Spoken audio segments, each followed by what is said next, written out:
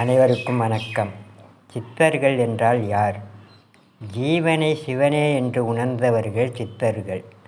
எல்லா உயிர்களிலும் நிலை பெற்று விளங்குவது சிவனே என்று துணிந்தவருக்கு ஜாதி மதம் என்ற வேறுபாடுகளே தோன்ற முடியாது. அவர்கள் எல்லாவற்றையும் கடந்தவர்கள்.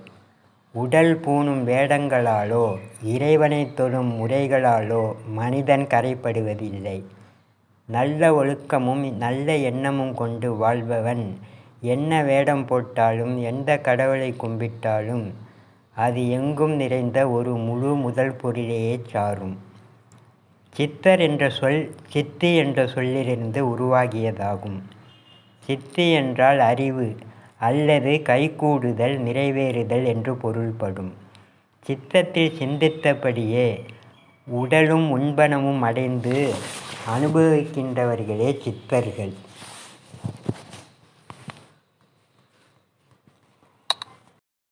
இவர்கள் சிவநெறி பூண்டு ஒழுகிய சித்த சமயத்தை சேர்ந்த தமிழ் மக்கள்.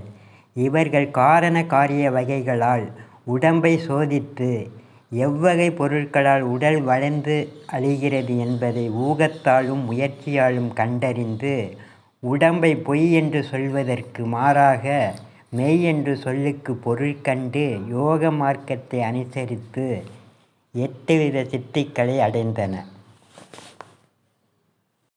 8 வகை சித்திகள்: 1 அணுவாகுதல், 2 பெரிதாகுதல், 3 பாரமாகுதல், 4 லேசாகுதல், 5 விரும்பியவற்றை அடைதல், 6 விரும்பிய இடத்திற்கு செல்லுதல், 7 முத்தொழில் செய்தல், 8 யாவற்றையும் தன்வசப்படுத்துதல்.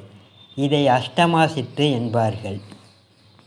மேலும் இவர்கள் தங்கள் மூச்சுக்காற்றின் மீது எண்ணத்தை செலுத்தி மூலாதாரத்தில் உள்ள மூலக்கனலாகிய குண்டலினி சக்தியினை எழுப்பி ஆதாரங்களை கடந்து சிரத்தை அடைந்து மாறாக மதி அமுதம் உண்டு நரை, திரை, மூப்பு, பிணி, சாக்காடு ஆகிய இவைகளை அறியாது நித்திய உடம்பை பெற்றவர்கள். ககன குளிகை கொண்டு அநேக அண்டங்களை சுற்றி ஆங்காங்கே உள்ள அதிசயங்களை கண்டு ஆனந்திப்பவர்கள். இவர்களது உடலில் உள்ள திரவ கூறாகிய எச்சில், இரத்தம், சுக்கிலம், சுரோதினம் முதலியவற்றின் தன்மை மாறி, அதாவது அடர்த்தி குறைந்து நீர் போன்று தெளிவடைகின்றது. மேலும் இதய துடிப்பு, நாடி துடிப்பு, மூச்சுக்காற்றின் இயக்கம் முழுமையாக நின்று உடம்பு லேசாகிறது. எல்லாவற்றிற்கும் மேலாக இவர்கள் சூனிய நிலையை அடையும் பொழுது இவர்களது மூளையில் உள்ள மடிப்புக்கள் கூட இல்லாமல் போய்விடுகிறது.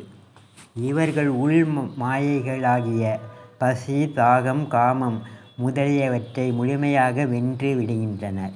நன்றி, வணக்கம்.